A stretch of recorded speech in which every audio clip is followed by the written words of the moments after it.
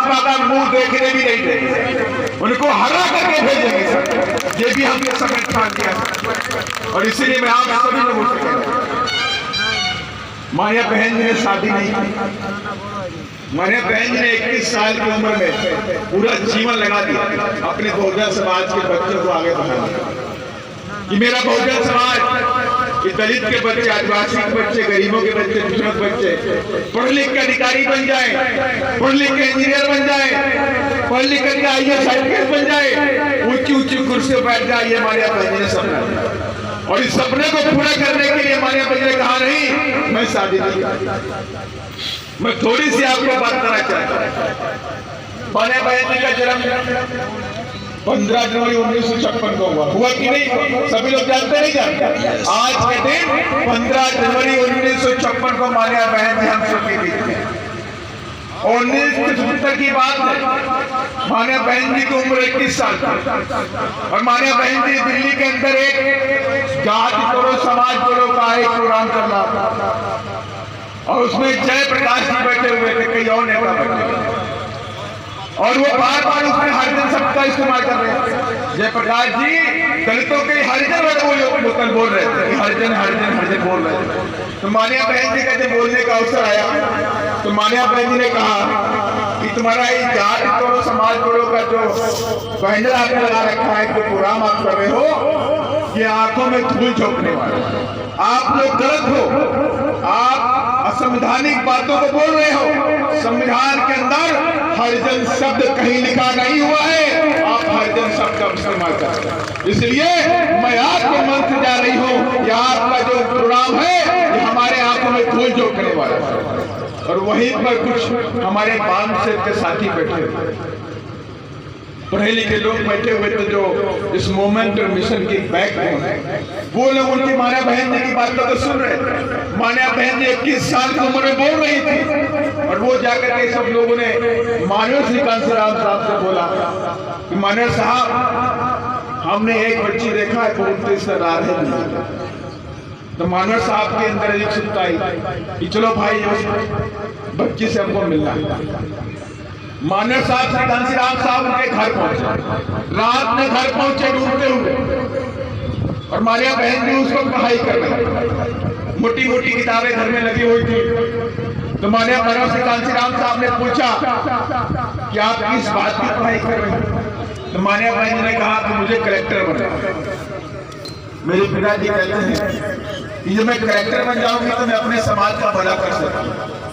ये सब छोटे मोटे जो हमारे गरीब समाज के लोग हैं, दलित आदिवासी, इनके साथ कुछ छुआछूत होता है, अत्याचार होता है, जुल्म जाती होती है, इनके साथ में कुछ न्याय कर सकते, उनके समाज में भला कर सकते। तो माननीय श्री कांसीराम साहब ने कहा कि कलेक्टर तो सरकार के इशारे पे काम करता है कि नहीं करता? कलेक्टर किसके इशारे पे काम करता है? कलेक्टर सरकार के इशारे पे काम करता है। जो सरकार बोलेगी कलेक्टर वही करेगा। लेकिन मैं आपको इतना बड़ा नेता बना दूंगा कि तमाम कलेक्टर एक नहीं, दो नहीं, सैकड़ों कलेक्टर फाइल लेके तुम्हारे पीछे पीछे घूमते रहेंगे। माया बहन जी को बात समझ में आई और उसी दिन से ये प्रण कर लिया कि मैं शादी नहीं करूंगी, मुझे कलेक्टर नहीं बनना, मुझे समाज सेवा करनी है और नेता बन करके बाबा साहब के सपनों को पूरा करना। और उसी दिन से माया बहन ने 21 साल की उम्र से घर को त्याग किया। घर वालों ने कहा सोच लो, घर के बाहर जाओगी तो वापस नहीं आओगे। तो माया बहन जी ने कहा नहीं, मैंने सोच लिया पिताजी, आप मुझे घर से निकालना चाहते निकाल दीजिए, लेकिन मेरे कदम इस मिशन और मूवमेंट की तरफ बढ़ चुके हैं जो वापस नहीं आने। और ये बात कई बार माया बहन जी ने अपने भाषणों में जिक्र भी किया, किस तरह से घर वालों का दबाव भी था लेकिन बात नहीं पाई। माया बहन ने इस मिशन, इस मूवमेंट को आगे बढ़ाने के लिए काम किया। माया बहन ने कहा मैं परिवार नहीं बनाऊंगी, मैं शादी नहीं करूंगी, मैं पूरा जीवन अपने बहुजन समाज की सेवा करूंगी और इनको आगे लेकर के जाऊंगी। ये आज तक माया बहन ने करती है, आज भी माया बहन जी रहती है। आज मानिया बहन जी 67 साल की पूरी हो गई नहीं हो गई 67वां आज उनका जन्मदिन है। हम सब लोग मानिया बहन जी के जन्मदिन को धूमधाम से मना रहे हैं और ये भी ऊपर वाले से कुदरत से कामना करते हैं कि बहना तुम जियो हजारों साल और साल के दिन हो 50,000। बहन जी तुम्हें हमारी उम्र लग जाए ये भी कामना करें, आप जियो हजारों। और आज भी हमारे बहन जी संघर्ष करते हैं, हम सब के लिए संघर्ष करते हैं कि हम पावर चाहते हैं, कि हम सत्ता चाहते हैं, लेकिन बिना सत्ता के बात नहीं। ये बात बाबा साहब ने भी कही, आप ये बात समझ। अगर राजस्थान में बहुजन समाज पार्टी की सरकार बन गई होती तो क्या किसी की हिम्मत थी इंद्र कुमार मेघवाल को मार देता? क्या किसी की हिम्मत थी कि जितेंद्र कुमार मेघवाल की मूंछ रखने पर हत्या होती?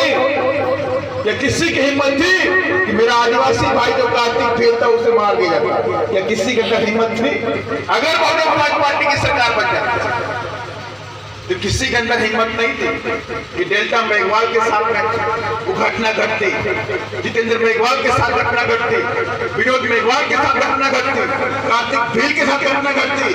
एक घटनाएं प्रदेश के अंदर नहीं होती जब बहुजन समाज पार्टी की सरकार अगर होती।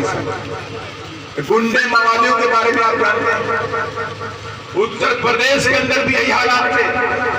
जब मानिया बहन जी मुख्यमंत्री बनी, अधिकारियों को आदेश कर दिया कि सारे गुंडे मवालियों को 2 हफ्ते के अंदर जेल में डालो। और 2 हफ्ते के अंदर उत्तर प्रदेश की पुलिस ने 1,51,000 गुंडे मवालियों को उठा करके जेल के पीछे डाल दिया। और कहा बहन जी ने, याद रखना कि गुंडे मवालियों को उठा करके जेल में डाला है, 5 साल उनको जमानत नहीं मिलनी चाहिए, 5 साल जेल से बाहर नहीं आने चाहिए। और ये भी कह दिया कि जो बच्चे खुचे गुंडे मवाली हैं उत्तर प्रदेश छोड़ करके भाग जाओ, नहीं तो तुमको भी उठा करके वहीं डाल देंगे जहां बाकियों को डाल दिया। एक गुंडा मवाली उत्तर प्रदेश छोड़ करके भाग गया। किसी का अंदर हिम्मत नहीं थी कि बहू बेटों के तरफ आंख उठा करके दे, किसी की हिम्मत नहीं थी कि दंगा फसाद उत्तर प्रदेश के अंदर कर दे। यहाँ तक कि केंद्र में बैठी सरकार ने भी मान लिया कि अगर कोई सफल